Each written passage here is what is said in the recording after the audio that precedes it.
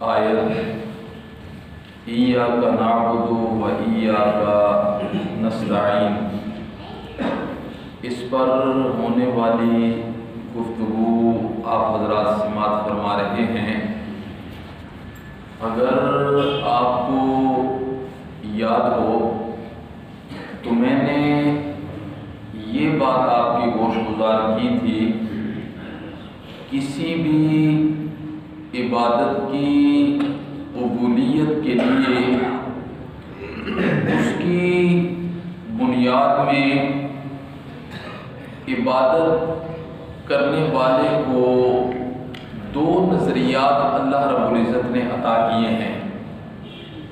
ہر عبادت کرنے والے کے لیے میرے اللہ کا یہ حکم ہے کہ عبادت کرنے سے پہلے جس کی عبادت کی جائے اس ذات کے متعلق دو نظریے اور دو سوچیں یہ عبادت کرنے سے پہلے قائم کرنی بڑی ضروری اور لازمی ہے۔ جس کی میں عبادت کر رہا ہوں اسے تسلط غیبی حاصل ہے، عالم الغیب ذات صرف اور صرف اسی کی ہے۔ اور دوسرا عقیدہ یہ ہونا چاہیے کہ جس کی میں عبادت کر رہا ہوں وہ مختار کل ہے۔ اب اس پر میں نے کئی آیتیں آپ کے سامنے پیش کر دی ہیں۔ آج آپ نے جو گفتگو ہے تھوڑی سی توجہ سے سماعت فرمانی ہے۔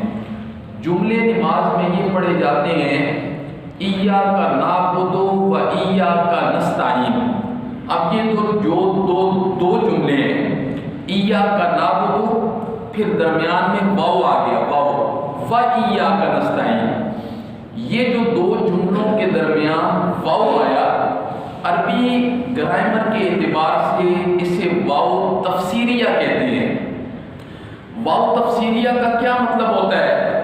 واو تفسیریہ کا مطلب یہ ہوتا ہے، یہ واو بتا رہی ہوتی ہے اگر مجھ سے پہلے جملے کا معنی مفہوم سمجھ نہیں نہ آیا تو میرے سے بعد والے جملے کو دیکھ لو، جب دیکھ لو گے تو مجھ سے پہلے والا جو جملہ ہے نا اس کا مفہوم اور اس کی تفسیر تمہیں سمجھ آ جائے گی۔ اب میں آپ کو بتاؤں گا تو آپ کو پتہ چلے گا نا۔ اب بندہ کہتا ہے ایاک نعبد، مولا ہم تیری عبادت کرتے ہیں۔ میں نے پہلے بھی بتایا ہے ہم ہندوستان کی سرزمین میں بسنے والے لوگ ہیں، اردو بولنے والے لوگ ہیں، فارسی اور پشتو اور پنجابی بولنے والے لوگ ہیں۔ مولا ہمیں نہیں پتا عبادت کسے کہتے ہیں، عبادت سے کیا مراد ہے، عبادت کا کیا مطلب ہے، عبادت کا مفہوم کیا ہے۔ ایاک نعبد، ہم تیری ہی عبادت کرتے ہیں، اس عبادت کا مطلب کیا ہے؟ اس واو نے کہا اگر تجھے عبادت کا مطلب سمجھ نہیں آیا تو مجھ سے اگلے والے جملے کو سمجھ لے، وَإِيَّاكَ نَسْتَعِينُ وَإِيَّاكَ نَسْتَعِينُ۔ عبادت کا معنی ہوتا ہے غائبانہ پکار، صرف اور صرف کس کی ہونی چاہیے؟ مدد کے لیے پکارنا، مدد کے لیے وَإِيَّاكَ نَسْتَعِينُ، مدد کے لیے پکارنا کسے چاہیے؟ مدد کے لیے پکارنا صرف اور صرف اللہ کو چاہیے۔ اس دنیا کے اندر لوگوں نے اللہ کی ذات کے علاوہ حضرت حابیل کو بھی پکارا غائبانہ طور پر، حضرت آدم کے بیٹے ہیں، حضرت حابیل کو بھی غائبانہ طور پر پکارا، حضرت ابراہیم کو بھی پکارا، حضرت اسماعیل کو بھی پکارا، حضرت عزیر کو بھی پکارا۔ کیا امام الانبیاء کو آج لوگ پکار کے مدد کے لیے طلب نہیں کرتے؟ یا رسول اللہ مدد نہیں مانگتے مدد؟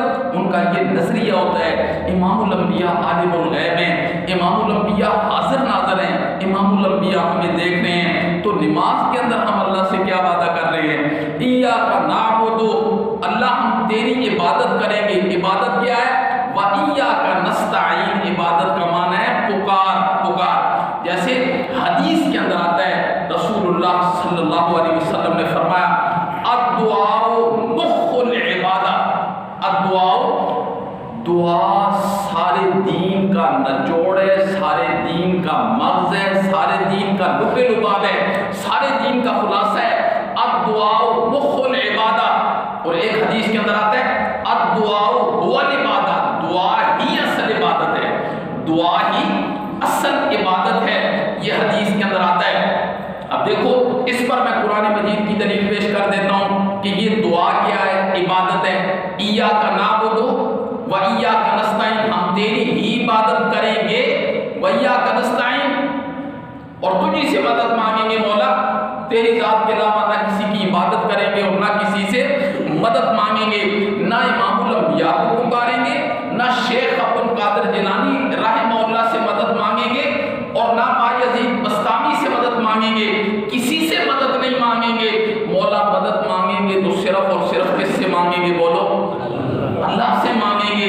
ایاک نعبد و ایاک نستعین، اللہ کیا کہتے ہیں؟ وقال ربکم ادعونی استجب لکم، تمہارا رب کہہ رہا ہے، وقال ربکم، تمہارا رب کہہ رہا ہے، ادعونی، مجھے پکارا کرو، مجھ سے مدد مانگا کرو، وقال ربکم ادعونی استجب لکم، میں تمہاری دعاؤں کو قبول کرتا ہوں، میں تمہاری پکاروں کو سنتا ہوں۔ وقال ربکم ادعونی، تمہارا رب یہ کہتا ہے۔ امام الانبیاء نے فرمایا، اللہ نے جب قرآن نازل کیا فرمایا میرے پیغمبر ان سے کہہ دیجئے وقال ربکم ادعونی استجب لکم، تمہارا رب کہتا ہے مجھے پکارو، میں تمہاری پکار کا جواب دوں گا۔ اگلے جملے بڑے خطرناک ہیں۔ وقال ربکم ادعونی استجب لکم، آگے اللہ نے فرمایا ان الذین یستکبرون عن عبادتی، اب ذرا اسی آیت پر آپ نے غور کرنا ہے۔ وقال ربکم ادعونی، پکار، پکار، آگے اس پکار کو اسی آیت میں اللہ عبادت کہہ رہے ہیں۔ وقال ربکم ادعونی استجب لکم ان الذین یستکبرون عن عبادتی، یہاں دیکھ فرمایا جو بندہ مجھ سے مانگتے ہوئے تکبر اختیار کرتا ہے، سیدخلون جہنم داخلین، میں اسے ذلیل کر کے جہنم کے اندر پھینکوں گا، میں اسے ذلیل کر کے، فرمایا جو مجھ سے مانگے گا وہ کسی سے نہیں مانگے گا، جو مجھ سے نہیں مانگے گا وہ ہر ایک سے مانگے گا، وہ ہر ایک سے مانگے گا۔ ابھی تو میں نے بڑی باتیں اس پر آپ کو بتانی ہے انشاءاللہ العزیز۔ یہ جو معاشرے کے اندر اہل علم لوگ، سادہ لوگ مسلمانوں کو قرآن کی آیتیں پیش کر کے انہیں ورغلاتے ہیں، ان کے عقائد و نظریات کی دھجیاں اڑا کے رکھ دیتے ہیں، انہیں ہمیشہ کے لیے اللہ کی رحمت کی چادر کے اندر آنے سے انہیں محروم کر دیتے ہیں، انہیں اللہ کے غیظ و غضب کا شکار کر دیتے ہیں۔ اور بڑی عجیب عجیب، یاد رکھنا کبھی بھی جو بندہ تصویر کا ایک رخ بتاتا ہے اور دوسرے رخ پر پردہ ڈال دیتا ہے، وہ دنیا اور آخرت کے اندر ناکام شخص ہے، اسے دنیا اور آخرت کے اندر ناکامیوں کا سامنا کرنا پڑتا ہے۔ جو تصویر کا ایک رخ بتاتا ہے اور دوسرا رخ نہیں بتاتا، آج منبر و محراب کے جو وارث ہیں یہ تصویر کا ایک رخ بتا کے سادہ لوگ مسلمانوں کو، جو عوام لا علم قرآن و حدیث سے، محض تصویر کا ایک رخ بتا کے ان کے عقائد و نظریات بدل کے رکھ دیتے ہیں۔ تو قرآن نے فرمایا اللہ اکبر، وقال ربکم ادعونی استجب لکم ان الذین یستکبرون عن عبادتی سیدخلون جہنم داخلین، میں انہیں ذلیل و خوار کر کے جہنم کے اندر پھینکوں گا۔ پھر آگے اللہ نے کیا فرمایا؟ جو میری ذات کے علاوہ اوروں کو پکارتے ہیں، حضرت حابیل کو پکارتے ہیں، حضرت ابراہیم کو، حضرت اسماعیل کو، حضرت عزیر کو، انبیاء کو، اولیاء کو، شہداء کو، زندوں کو، مردوں کو پکارتے ہیں، اللہ نے فرمایا وَمَنْ أَضَلَّ مِمَّنْ يَدْعُو مِن دُونِ اللَّهِ، سب سے بڑا گمراہ ہے وہ شخص جو میری ذات کو چھوڑ کر کسی نبی سے مانگتا ہے، جو میری ذات کو چھوڑ کر کسی ولی سے مانگتا ہے، کسی شہید سے مانگتا ہے۔ فرمایا وَمَنْ أَضَلُّ مِمَّنْ يَدْعُو مِن دُونِ اللَّهِ، ایسے لوگوں کو پکار رہا ہے کھڑے ہو کر، من ایسے لوگوں کو پکار رہا ہے لا يَسْتَجِيبُ لَهُ إِلَىٰ يَوْمِ الْقِيَامَةِ، اللہ نے فرمایا جو قیامت کی صبح تک اسے جواب بھی نہیں دے سکتے ہیں، جو قیامت کی صبح تک اسے جواب بھی نہیں دے سکتے ہیں۔ جواب اللہ نے فرمایا کیا دینا؟ وَهُمْ عَنْ دُعَائِهِمْ غَافِلُونَ، وہ نیچے پڑے رہنے والے جو مخلوق ہے، جو لوگ ہیں، وہ ان کی دعاؤں سے غافل ہیں، انہیں کوئی پتہ نہیں ہے کون قبر پر آیا، کس نے نظر و نیاز دی، کس نے طواف کیے، جی کس نے سجدے کیے، کس نے حاجتیں مانی۔ وہ پھر قرآن ایک جگہ کہتا ہے قیامت والا دن ہوگا، قیامت والا دن، یہ ایاک نعبد و ایاک نستعین کی تفسیر کو آپ نے تسلی اور غور سے سننا ہے اور ان جملوں میں اپنی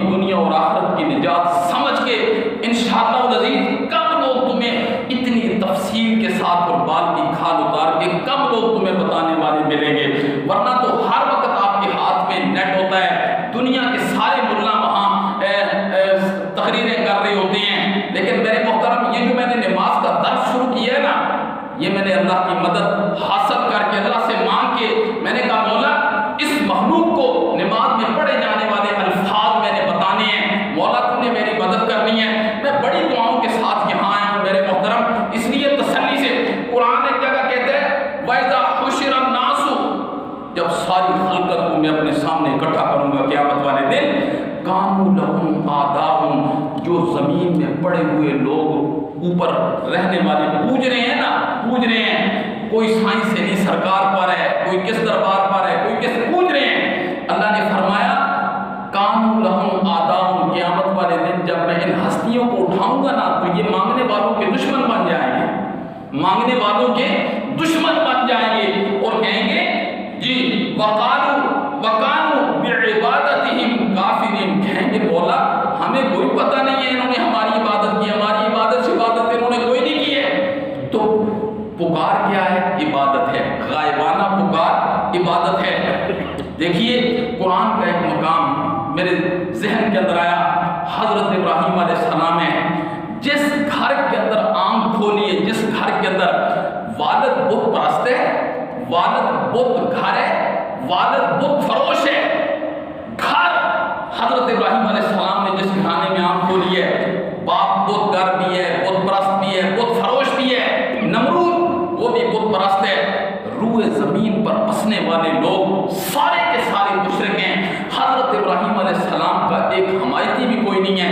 حضرت ابراہیم علیہ السلام کھڑے ہو گئے، فرمایا بابا کن کی بندگی کر رہے ہو؟ جو بے بس ہے، بے کس ہے، لاچار ہے، مجبور ہے، جن کے ہاتھ میں کسی قسم کا کوئی اختیار نہیں ہے، بابا کس کی بندگی کر رہے ہو؟ بابا نے کہا اگر تو باز نہ آیا تو میں تجھے رجم کر دوں گا، سنسار کر دوں گا تجھے پتھر مار مار کے۔ حضرت ابراہیم علیہ السلام نے بابا کے سامنے کھڑے ہو کے سلام متارکت کیا، سلام متارکت کیا، بابا میں شیطان کو چھوڑ کے جا رہا ہوں جس کی تو بندگی کر رہا ہے۔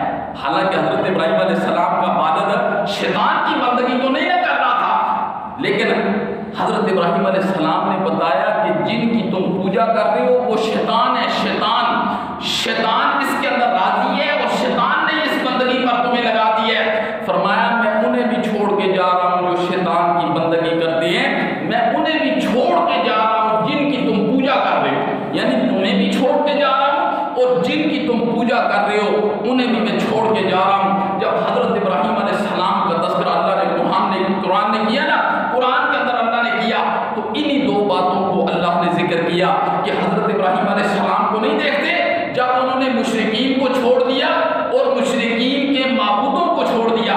کیا مطلب؟ بندہ مصیبت کے اندر ہو، تکلیفوں کے اندر ہو، دکھ کے اندر ہو، حالات و مصائب کے اندر ہو، غائبانہ پکار صرف اور صرف کس کی ہونی چاہیے؟ غائبانہ پکار صرف اور صرف اللہ ہی کی ہونی چاہیے۔ ایاک نعبد و ایاک نستعین، اے اللہ ہم تیری ہی عبادت کرتے ہیں اور تجھ ہی سے مدد مانگتے ہیں۔ نمازی اللہ کے سامنے یہ عہد کر رہا ہوگا مولا موت کے دم تک نہ عبادت کسی کی کروں گا اور نہ مدد کے لیے تیری ذات کے علاوہ کسی کو پکاروں گا۔ اب جو اہل علم لوگ ہیں اور یہ لوگوں کو بے وقوف بنا رہے ہیں، پھر یہ بڑی مثالیں دیتے ہیں مدد مانگنے کی، وہ ساری انشاءاللہ جتنی بھی آپ کے ذہن کے اندر کوئی اشکال ہے نا جو آج تک آپ کو کسی نے نہیں بتائے ہوں گے، یہ درویش آپ کو بتا کے جائے گا ایک ایک بات۔ یعنی آپ یوں سمجھیے کہ میں بال کی کھال اتار کے صرف آپ کی یہ 3-4 درس جو ہوں گے ایاک نعبد و ایاک نستعین پر، یہ آپ نے اپنے دل و دماغ کو میرے حوالے کر دینا ہے۔ انشاءاللہ ایسے دودھ کا دودھ اور پانی کا پانی کر کے جاؤں گا نا، 14 طبق آپ کے روشن ہو جائیں گے۔ پھر جو بندہ آپ سے کہے گا مدد مانگنی تو کوئی غلط نہیں ہے، حضرت عیسیٰ نے اپنے حواریوں سے مدد نہیں مانگی، ذوالقرنین نے عوام سے مدد نہیں مانگی، اللہ نہیں کہہ رہا تعاونوا علی البر والتقوی، ایک دوسرے سے مدد کیا کرو ایک دوسرے۔ تو یہ ساری باتوں پر انشاءاللہ العزیز سیر حاصل میں گفتگو کروں گا، بس آپ نے اس چیز کو ذہن میں رکھنا ہے ایاک نعبد و ایاک نستعین۔ عبادت کی بنیاد میں 2 عقیدے ہیں۔ کتنے عقیدے ہیں؟ کسی کو یاد ہے؟ میں کبھی بھی امتحان لے سکتا ہوں، یہ میں جو آپ کے سامنے جو ہے نا کلپتا ہوں، تڑپتا ہوں، تو مجھے یہ بھی پتا چلے نا کہ سننے والے وہ پوری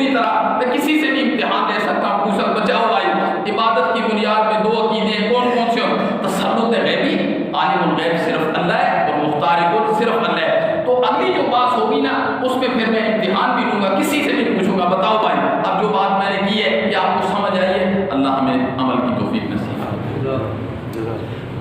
اللہم انت السلام و منک السلام تبارک یا ذا الجلال والاکرام. اللہ سب کا بیٹھنا سننا